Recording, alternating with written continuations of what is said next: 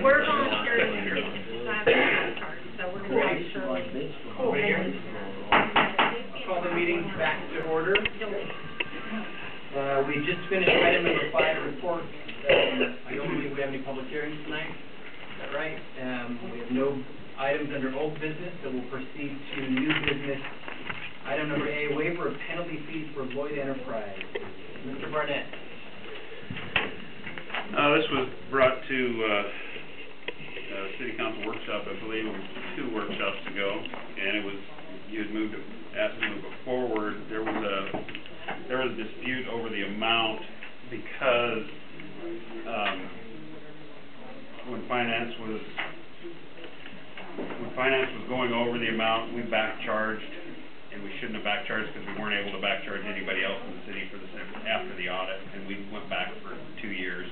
So I had to adjust the amount, and we finally came to the correct amount, and that's why it's just coming back to you now.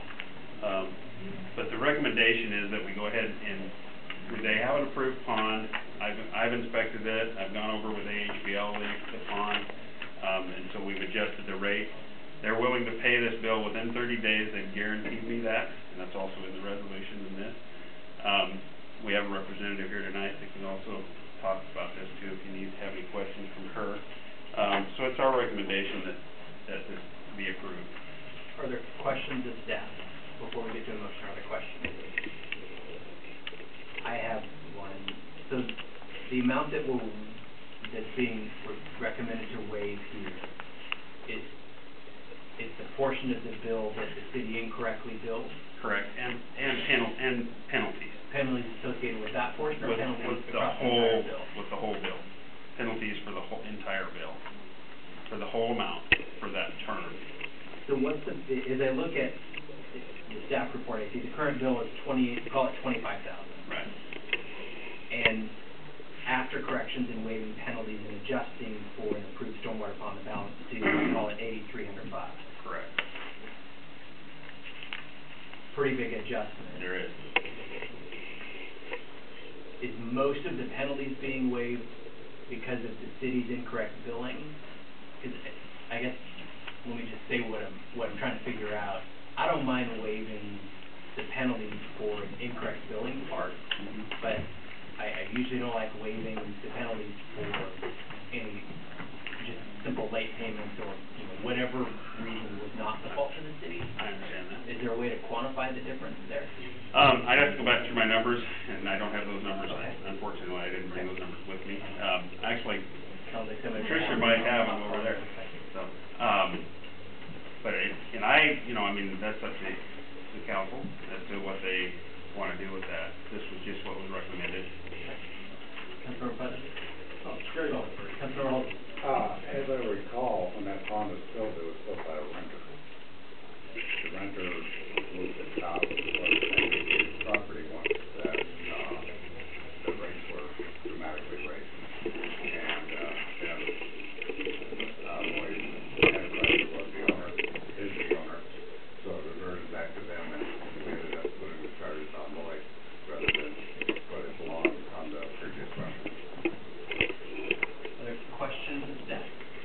Councilor Putnam? Oh, just do I remember correctly, we're waiving the penalties if everything else is paid in full. Otherwise, Correct. If they don't pay on time, the penalties go back on Correct. in full. Yeah, and I believe I believe they stated that in here, but yes.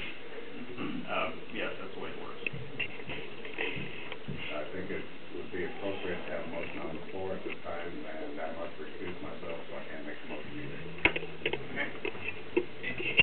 Before we move to a motion, is there a desire by council to hear from the representative from Lloyd Enterprise? I feel like you got the information. Is there a motion to be made? Move to approve resolution 13-031. Is there a second? Second. It's been moved and seconded that council approve resolution 13-031. Councilor Putnam, speak to your motion. That's a mess of a billing situation. This does bring it current. It does use the penalties as leverage to make sure that it's brought up to current status and remains current. So I'm content to waive the penalties as well as billing error. Councilor Jones? I'm concerned, like you, a little bit was related to the amount of difference between the original bill and the balance due. Is, I don't know if she has the information by chance. Could you come forward and discuss briefly about, just so we have an explanation on the record? Patricia Larson, representative for Randy Lloyd. I'm with Lloyd Enterprises.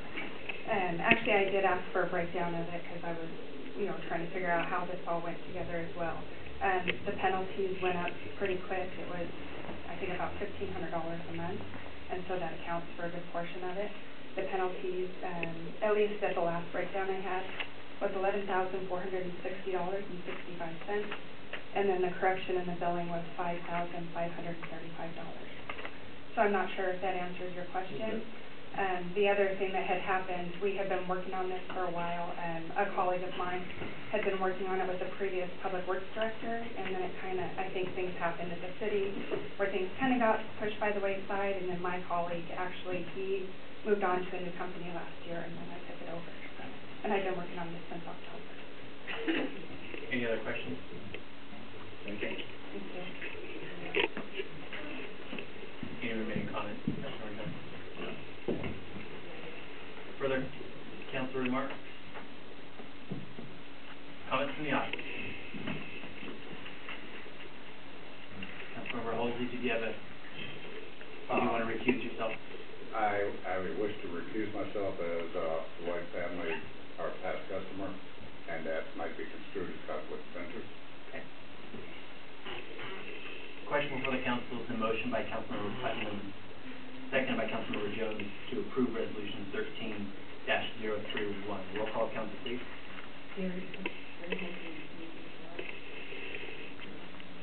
John Jones? Aye. Diane Jack, Ms. Leanne Dyer? Aye.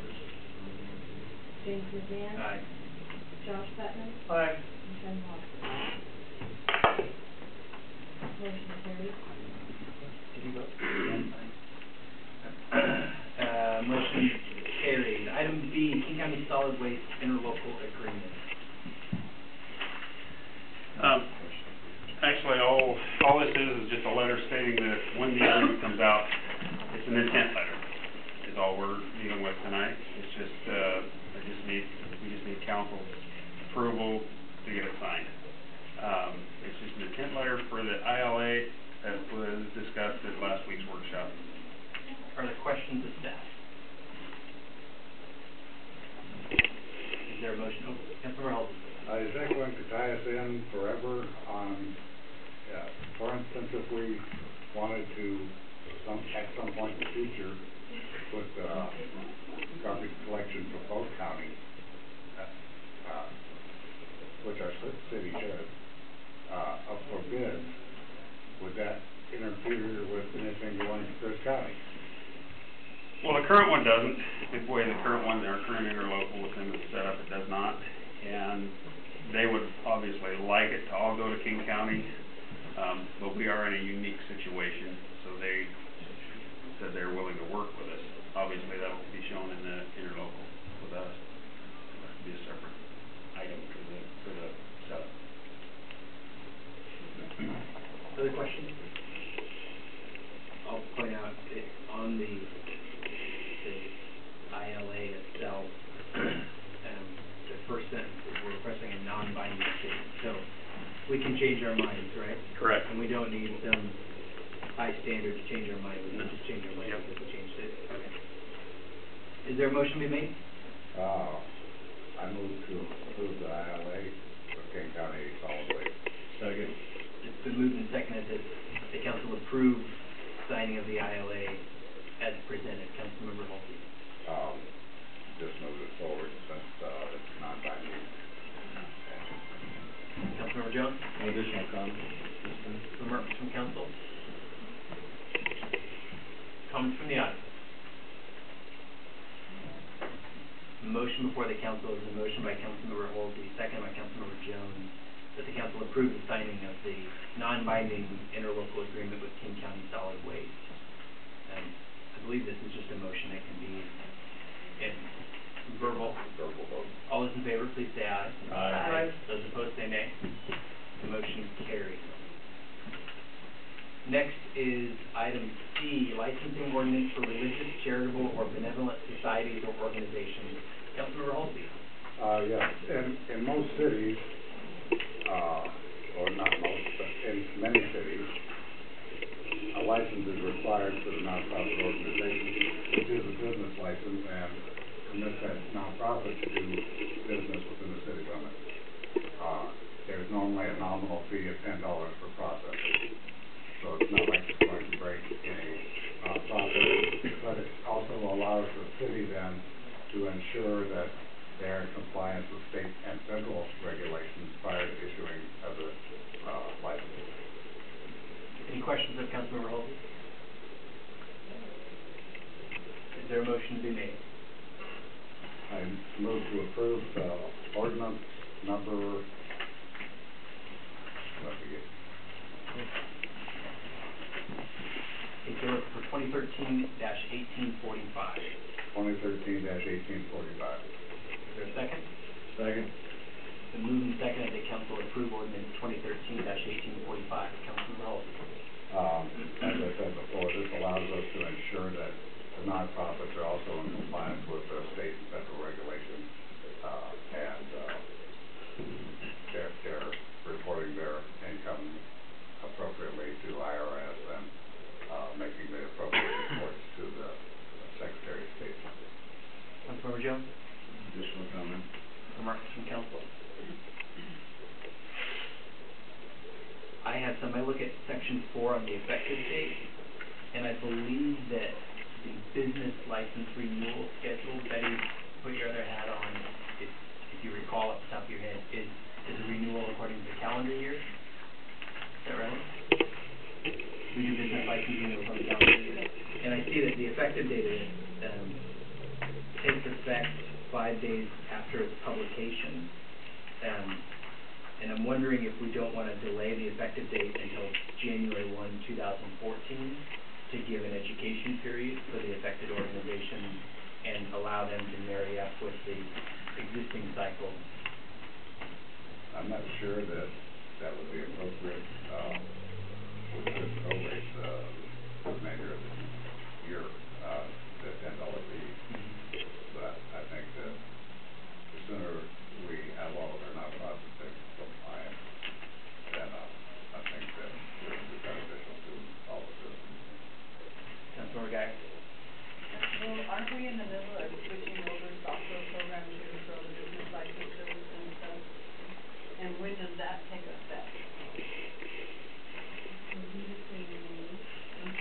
So I'm kind of along with you to change that renewal date maybe to the first of the year or whatever, to get a chance for everything to kind of smooth out and straighten itself out, you know, especially if it's going to be going through the state, and they're going to be identifying the nonprofits as well. Councilmember Putnam. I would be inclined to split the difference and have a sense of the council that staff should have forbearance with existing nonprofits already operating in the city that were not previously covered by this. But at the same time, if we have somebody come to the counter that wants to move to town and do I need a business license, should we tell them no, not until January, or should we say yes, $10? So I would suggest having it effective immediately, but having staff show some forbearance on penalties for people who don't get a license because they never needed one before. Can we do upon renewal? Well, renewal wouldn't necessarily apply. If they don't have one, it's not really a renewal, but. Perhaps Mr. Luke can give council a little bit of advice. I think my recommendation to the council would be that the license fee for 2013 be $5, the effective date of the ordinance be June 1st. July 1.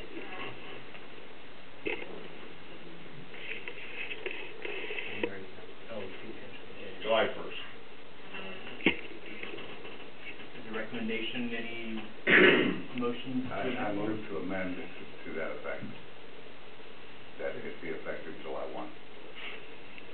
Do you want to do the $5 piece as well? $5 for the remainder of the year and $10 after. So let's put a separate, resolution for the fee Right, schedule. and we have it for $10 in the fee schedule. Okay. And the fee schedule goes, I think, in a separate meeting, correct? That's right, there's another reason.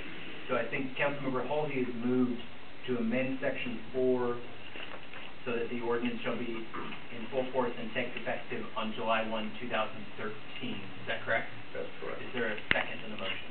Second. Councilmember Hulsey, speak to your motion. That puts it in motion here within, couple months, 2.5 months, and, it starts the process. It gives us time to get notice out, either in the paper or something that, we're going to be doing this, and, we'll ease them into it. Councilmember Putnam, speak to your second. No further discussion. Remarks from council? Comments from the audience on the motion to amend? Seeing none, the question before the council is a motion by Councilmember Hulsey, second by Councilmember Putnam, to amend section 4 to provide an effective date of July 1, 2013. All those in favor, please say aye. Aye. Those opposed say nay. The motion carries. The question before the council is the motion as amended, or the motion to approve ordinance 2013-1845 as amended. Remaining council remarks.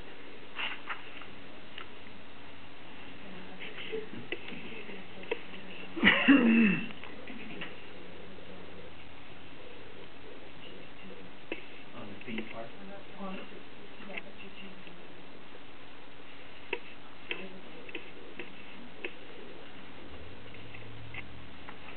On the ordinance? On any ordinance? I think the fees will come when we do that. Right. This creates the resolution.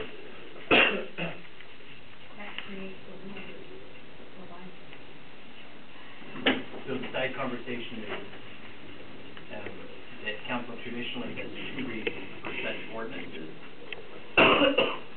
I'll leave it to council's discretion on whether you want to move forward to adopt tonight or you want to postpone until the next meeting to provide adequate notice.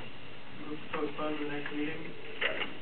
So the move by Councilmember Putnam and second by Councilmember Hulsey to postpone adoption of ordinance 2013-1845 to the next regular business meeting.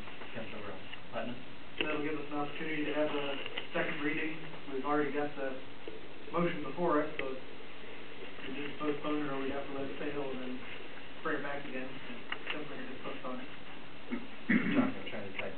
I'm finding something debatable. Councilmember Hulsey? You have to start at the back. Motion to postpone is debatable, but Right. I think a second reading would be appropriate, because that's the standard for ordinance. Got it. And you're right. Further remarks by council? Comments from the audience on the motion to postpone? Seeing none, the question before the council is the motion by Councilmember Putnam, seconded by Councilmember Hulsey to postpone final adoption of ordinance 2013-1845 to the council's next regular meeting. All those in favor, please say aye. Aye. Those opposed say nay. The motion carries. We now move to, we've removed item number D, so we'll move to I'll call it item E, hiring practices. Councilmember Putnam. I've had a bit of correspondence with MRSC legal team over the last week, dealing with some issues that have come up. These are some excerpts from municipal code, and let's see, copies of commercial law, I suppose. I believe, but we haven't. Yeah, you want me to put that in here?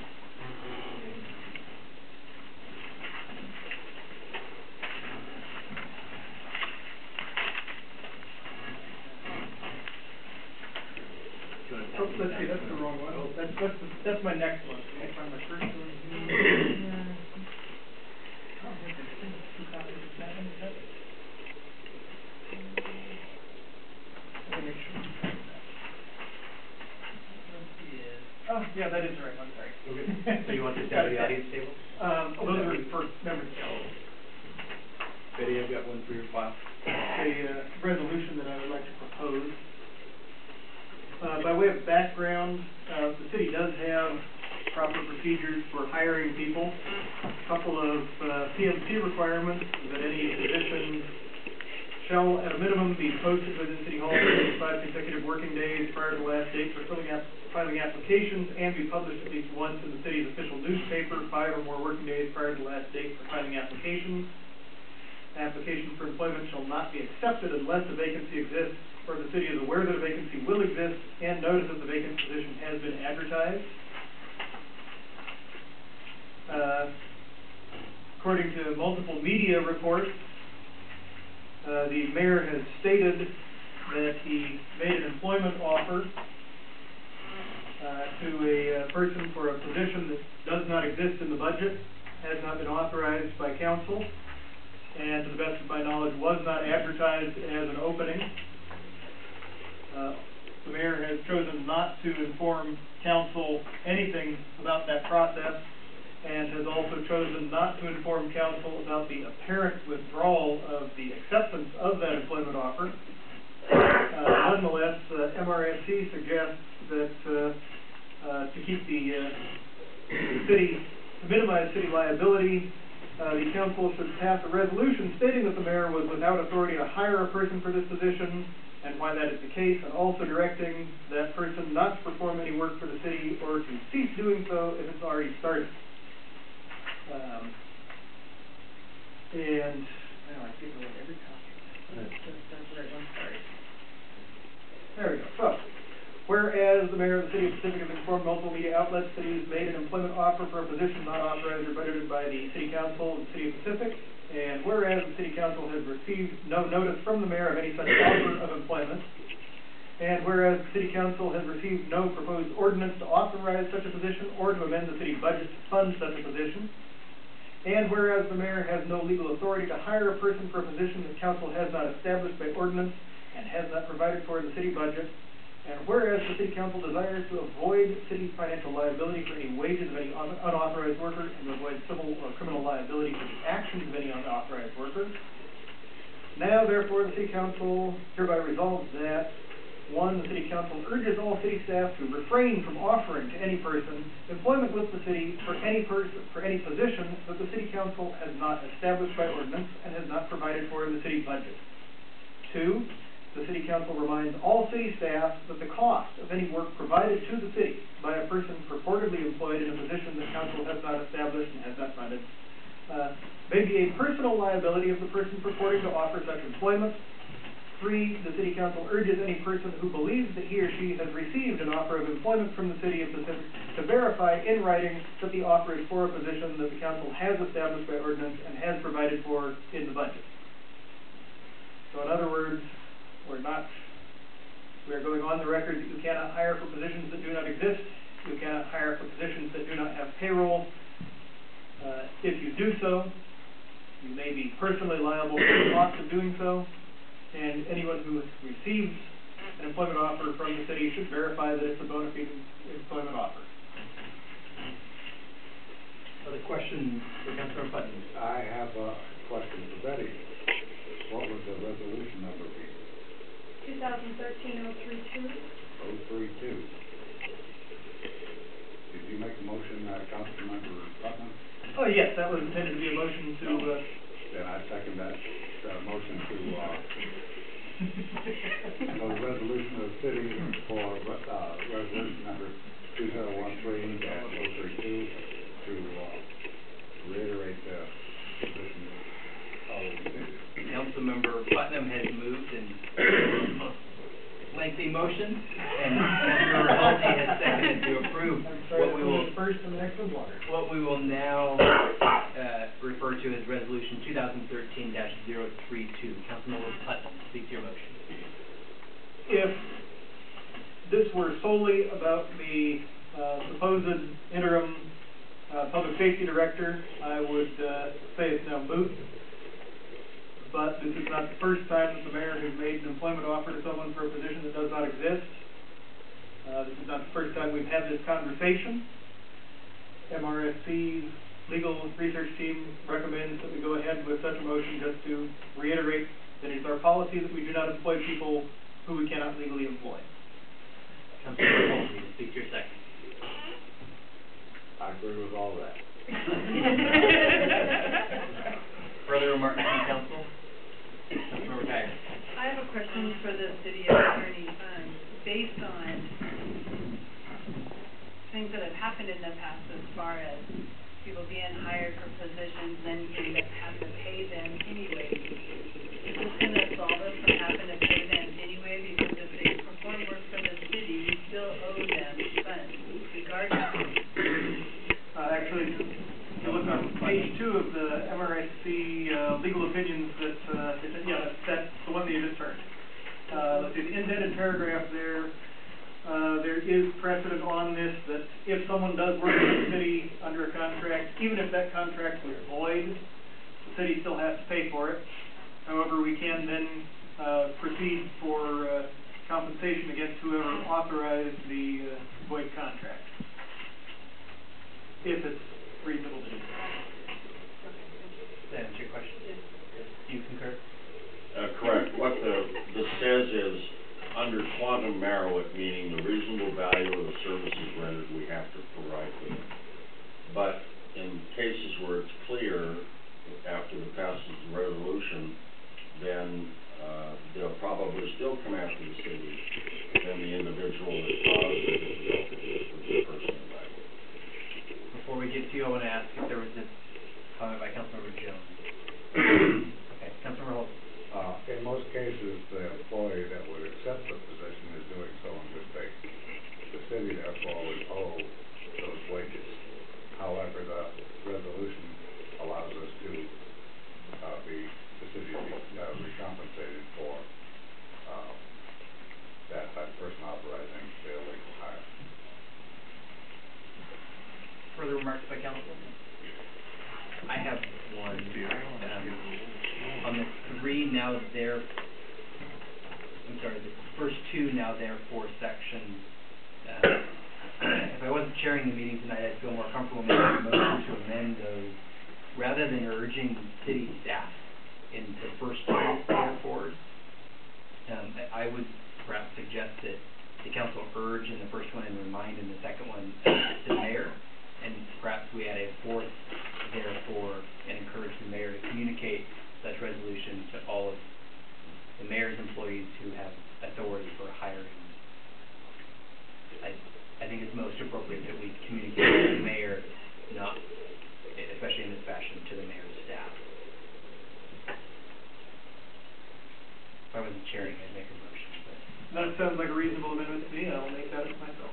So, all instances of urges all city staff to urges the mayor.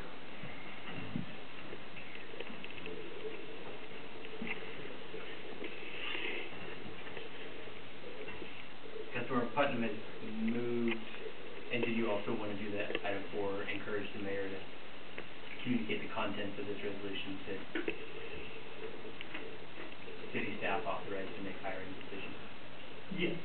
Okay. Well, actually, I think we can leave that to administrative discretion. He's responsible for making sure that they follow city policy anyway. Councilmember Putnam has moved that the first now therefore strike all city staff and insert the mayor, and the second therefore strike all city staff and insert the mayor. Is there a second to the motion?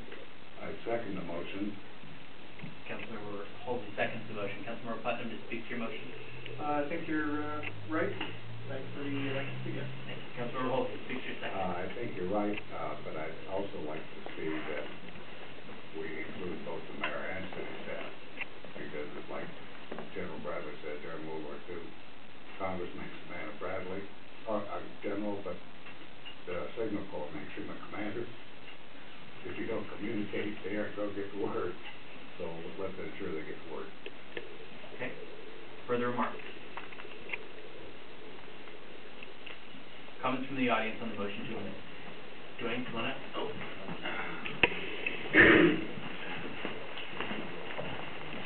And just as a reminder, we'll come, when we do the full motion as amended, we'll do another time on the body count. So, since one of the biggest concerns is that everybody knows what's going on with this motion, I would suggest that adequate monies be allocated as part of this motion to create a series of caution yellow signs with a paraphrasing of this motion, saying something to the effect, anybody being hired by the mayor today that sees this sign, please be aware that, ding, ding, ding.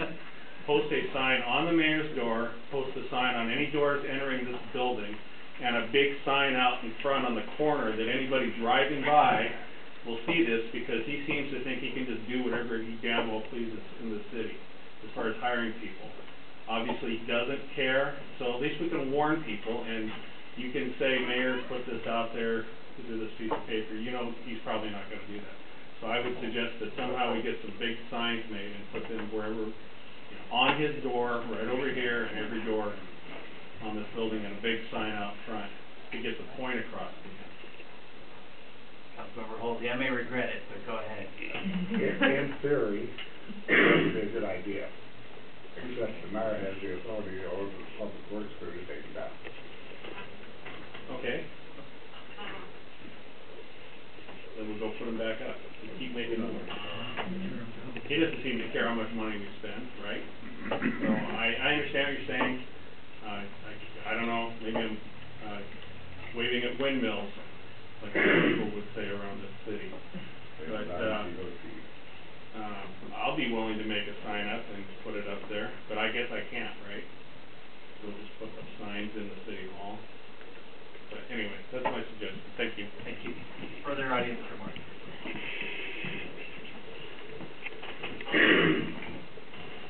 Well, my concern is about. You can give your name and address. Yeah. The people listening to the tape don't know. Lots of people will come back. Katie Garberding, 366 White River Drive. My concern is for the floor inspecting person that gets hired. You know, do they have to read, a rule book this thick of rules, regulations, and whatnot before they can work here? You know, with the economy being what it is, the jobs in the papers, you come down, meet this sweet little old man, he gives you a job, you run home, you come into work the next day, you're working hard, within 10 days, you find out that you're working here without the authority to be working here. What do? How do these poor unsuspecting people find out? Because not every town runs like this. So, do you give them a warning packet? It might be good, put it in sign or warning packet. How do you get it across to the people?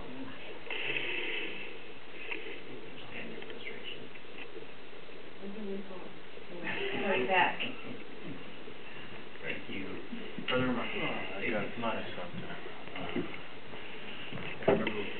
On the motion to amend.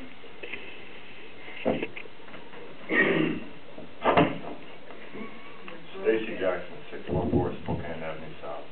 Basically, all we need to do is send out a general email to every staff member and the mayor. Once he opens it up, it will show that he opened it up.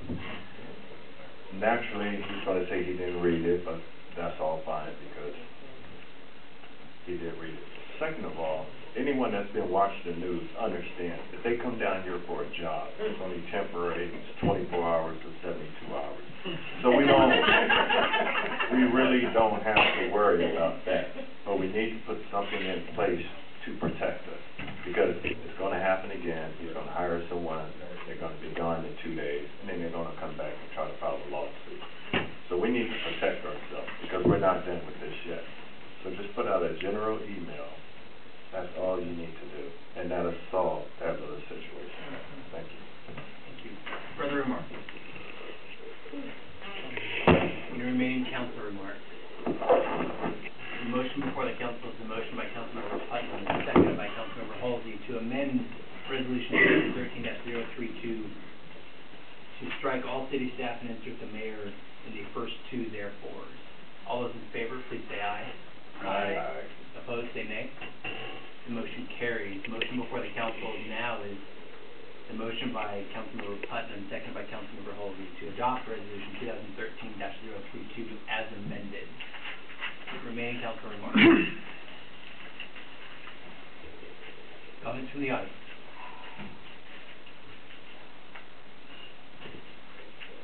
Can we do voice vote on a resolution too, or is that roll call? Resolution is roll call. Okay. Roll call, council, please. Gary Hulsey? Aye. John Jones? Aye. Leanne Dyer? Aye.